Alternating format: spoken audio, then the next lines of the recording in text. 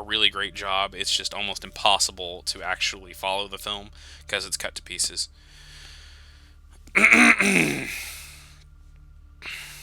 Let's see here.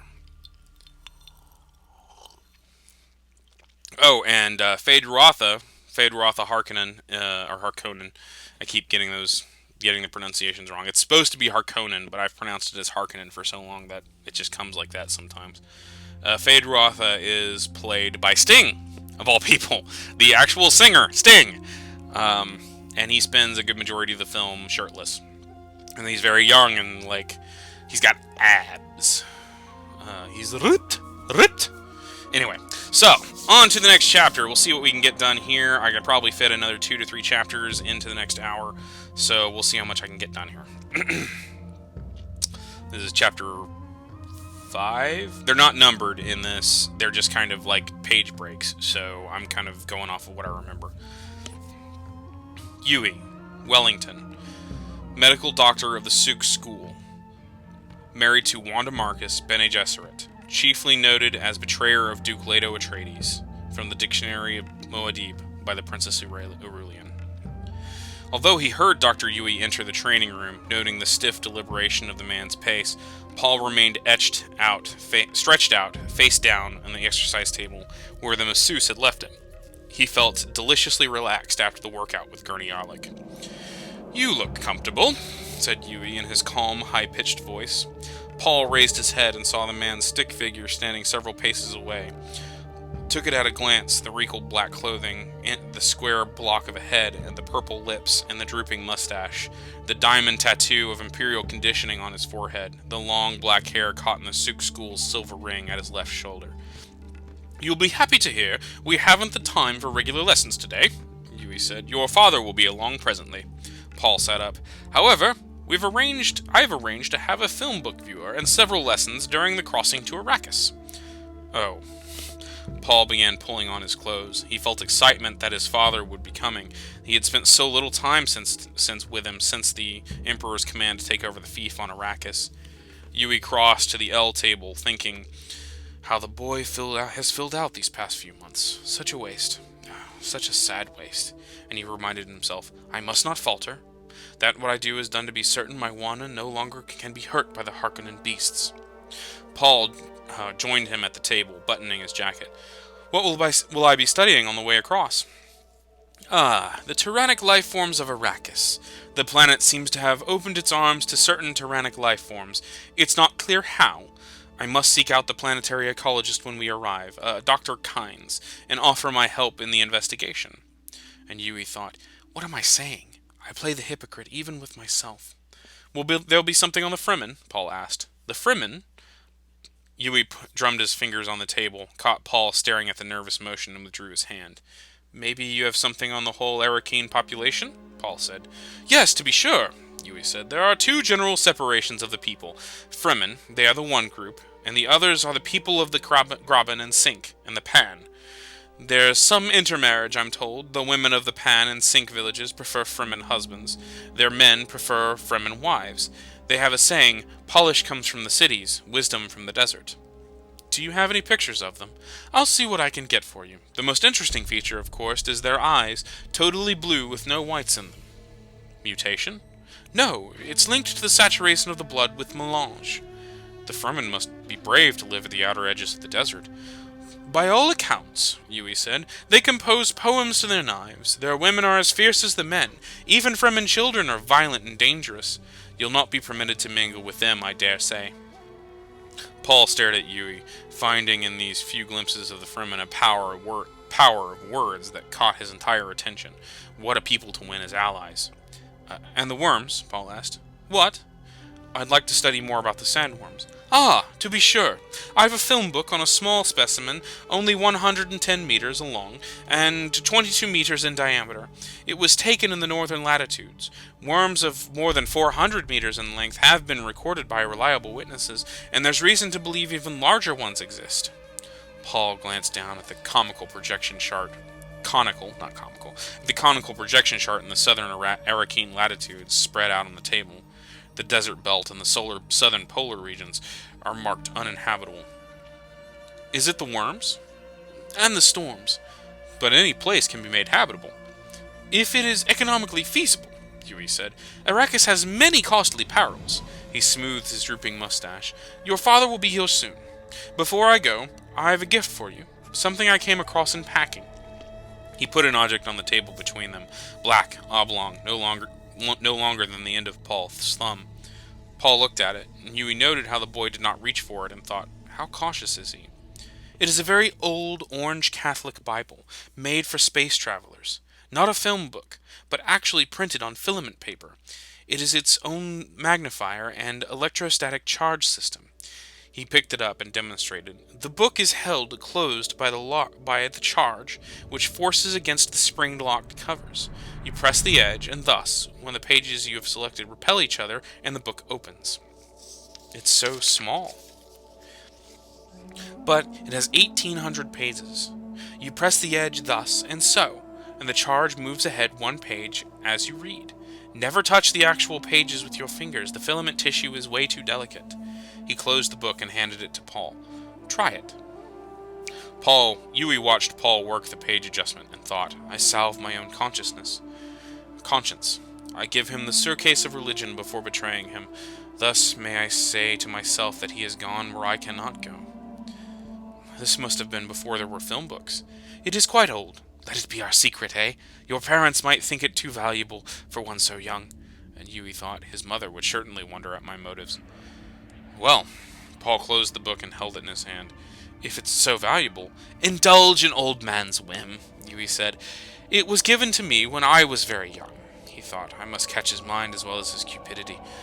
Open it to 467 Kalima, where it says, From water does all life begin. There's a slight notch on the edge of the cover to mark the place. Paul felt the cover and detected 2 notches, one shallower than the other. He pressed the shallower one and the book spread open in his palm, its magnifier sliding into place. Read it aloud, Huey said. Paul wet his lips with his tongue and read, Think you the fact that a deaf person cannot hear, then what deafness may we not all possess? What senses do we lack that we cannot see and cannot hear another world all around us? What is there around us that we cannot... Stop it! Huey barked. Paul broke off and stared at him. Huey closed his eyes, fought to regain composure. What perversity caused the book to open at my Juana's favorite passage? He opened his eyes and saw Paul staring at him. Is something wrong? Paul asked. I'm sorry, Huey said. It was my dead wife's favorite passage. It is not the one I intended you to read. It brings up memories that are painful. There are 2 notches, Paul said. Of course, Huey thought. Juana marked her own passage. His fingers are more sensitive than mine, and found her mark. It was an accident, no more. You may find the book interesting, Huey said. It has much historical truth in it, as well as good ethical philosophy. Paul looked down at the tiny book in his palms. Such a small thing, yet it contained a mystery.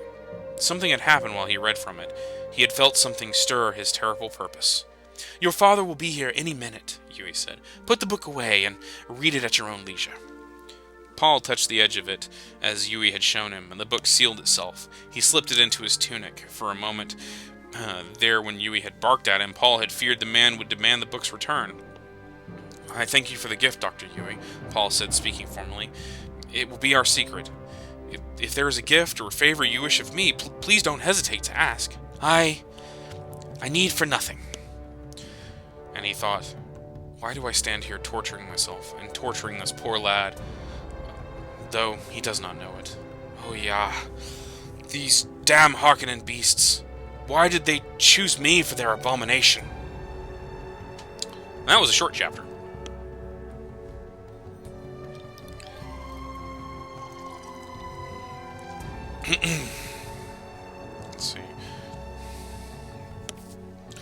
Let's see here. Whiskey and water.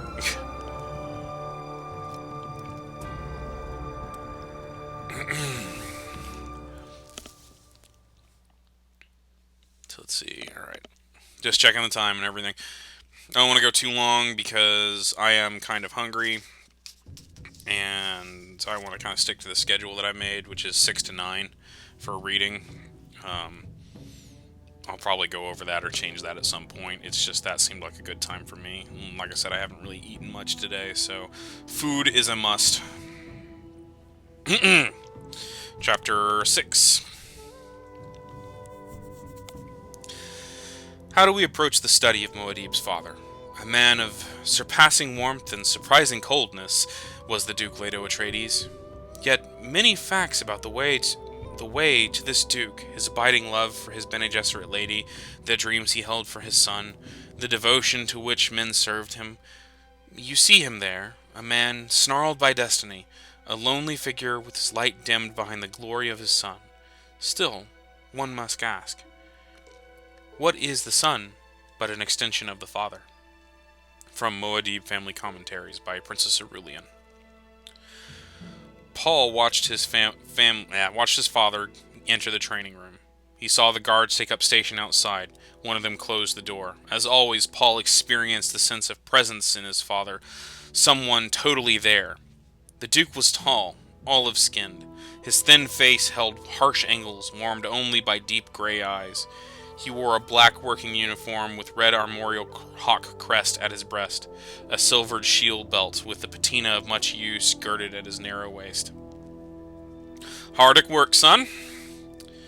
He crossed to the L table, glanced at the papers on it, swept his gaze around the room and back to Paul. He felt tired, filled with the ache of not showing his fatigue. I must use every opportunity to rest during the crossing back to Arrakis, he thought. There will be no rest on Arrakis. Not very hard, Paul said. Everything's so... He shrugged. Yes, well, tomorrow we leave. It'll be good to get settled on our new home. Put all this upset behind us. Paul nodded, suddenly overcome by memory of the Reverend Mother's words. For the father, nothing. Father, Paul said, will Arrakis be as dangerous as everyone says?